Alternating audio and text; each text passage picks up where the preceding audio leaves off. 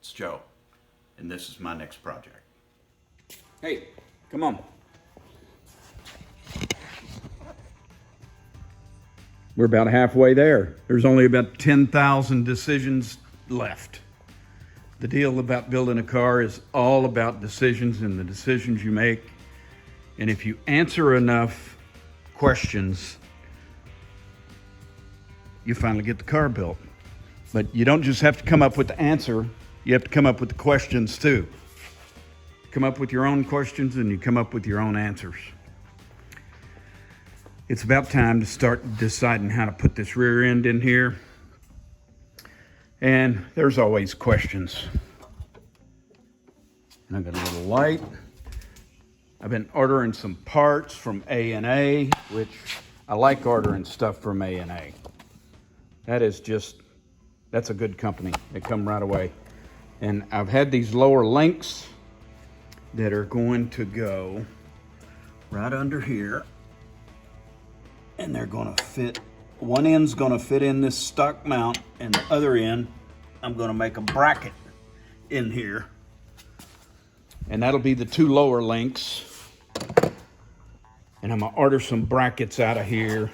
I kind of make little sketches of different things that's going on and how I'm gonna make it and how many parts I'm gonna need, what the part numbers are and what the page number they are on there. I like having a catalog. Yeah, I like that. I think I'm ordering that right there. I love having a catalog, being able to flip through it. It's a lot better than the computer. I can take it out here in the shop. I can flip back and forth. I can make notes on it. It's just too cool. And I order it a few days later. Here they are. So, what are we gonna have? We're gonna have two lower links.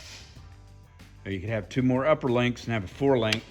We just don't have the room. We would have to put a bracket here. We don't have the room sticking in here. So what's gonna happen is we're gonna have a 3-link. We're gonna have a link here going forward and pretty level, and a link over here going forward and pretty level. We're gonna have a link going from right in here, and we have this nice bosses on the top of here to bolt the plate to.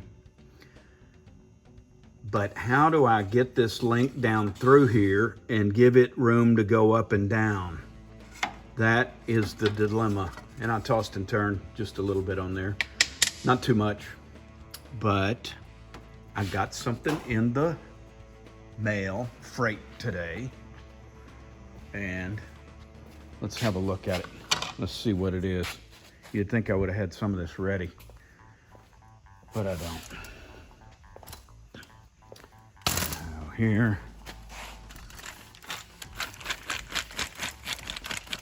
That's fancy video stuff right there, I'll tell you. I don't care who you are. And let's do that right about here. Like this.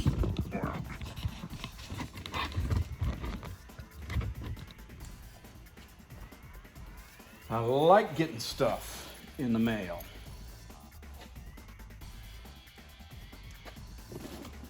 Let's see.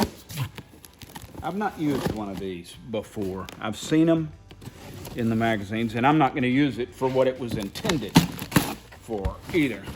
But that's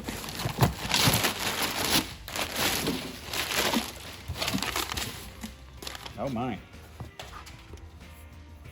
That's a hell of a lot bigger than I thought it was. But it's gonna work anyway. I've got a bung to weld in here, and this thing, I can cut it off as short as I want. Jam nut, and I guess that one over there. And a bigger than I thought ham joint. And I will show you where that's gonna go. That's a pretty good weld on there. Yeah, I don't know who's welding that, but anyway, come on, I'll show you what that looks like and where that's gonna go. This is going to go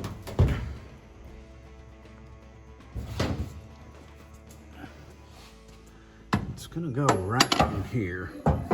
just like this. And run up beside the drive shaft.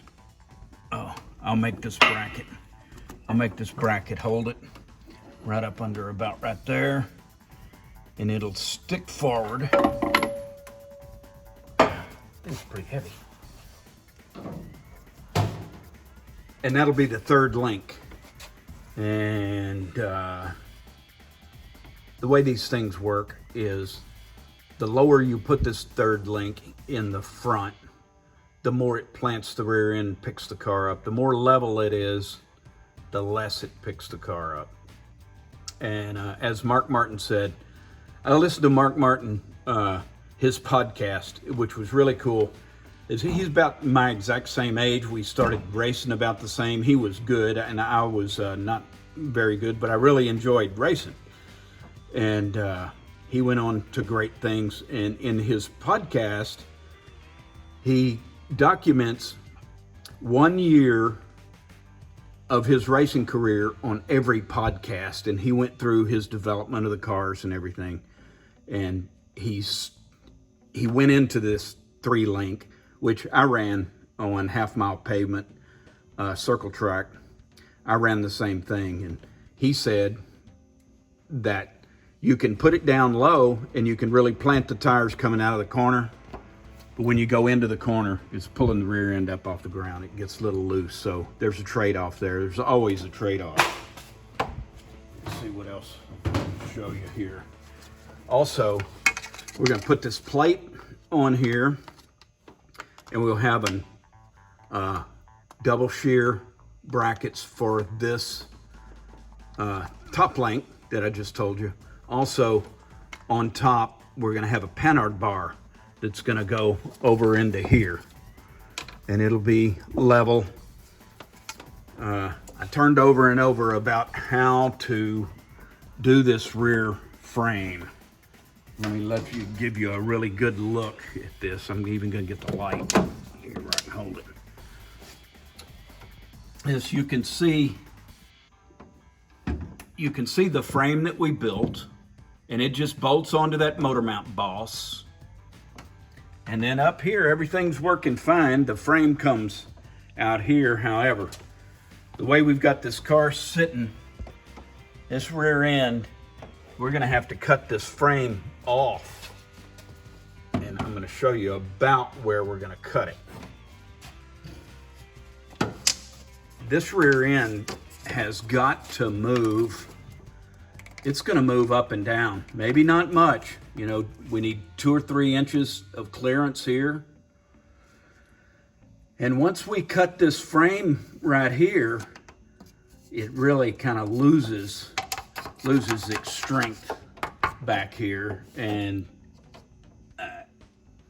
you could still use it. However, why would we? Look at all this extra crap that's all on there. All we need a support that will come back and support the bumper, the little piece of bumper we're gonna have, and a triangulated piece that will come up and mount somewhere in here. And then we're gonna have a gas tank, little round tube gas tank going across in here, maybe an air tank, a few other little things. And we'll get into this later, but here's what I figured out. I didn't want to add anything to this frame, like an upright that we have to set the body down over or thread the body over. And I didn't want to come underneath here. I could have come straight up with a tube from right there. That's just begging to have a tube on it. However, then you have to thread this rear end through it side to side to get it in and out, and I'm not doing that. That's just too much. So I've come up with a way. Here is today's 2-year plan. There's gonna be a square tube, let's call it about a 2-inch square tube, that's gonna come and sit right on top of this. I'll have a square tube that'll go right in here, right here. It'll go all the way across, that we can weld And this piece is really hard. I'll clean all that off. I'll clean this off here. We'll clean some of this off where we can tack it to it there. And that piece of square tubing will go right about there and rest right against this piece here, as well as that piece right there. It'll be right in there. And then we're gonna have another piece of square tubing who's going to be carved out, and it will join on top of this boss where we're mounting that frame, and it'll come straight up and be flat against that. Now we have a big cross member here, and we have an upright, and then we're gonna join another 2-inch onto that, and we will be able to raise it or lower it according to where we need this shock to hit. We're gonna put a shock mount sticking down on here. We'll tilt the shock, because in the other videos we found out that the more you tilt the shock, the more travel you can get out of it. And this, I think we got 4.5 inches. We might can get 5.5, close to 6 inches travel if we lean it. But we'll get a little bit more travel. We don't need a whole lot of travel, but I do have a look that I want. I want that shock to be leaning when you look at it from the back. That's one of the visuals that this car needs to have. So that is what's going on. And there will be a lot of decisions to be made along the way. And you'll be in on all of them. Hey, thanks for tuning in.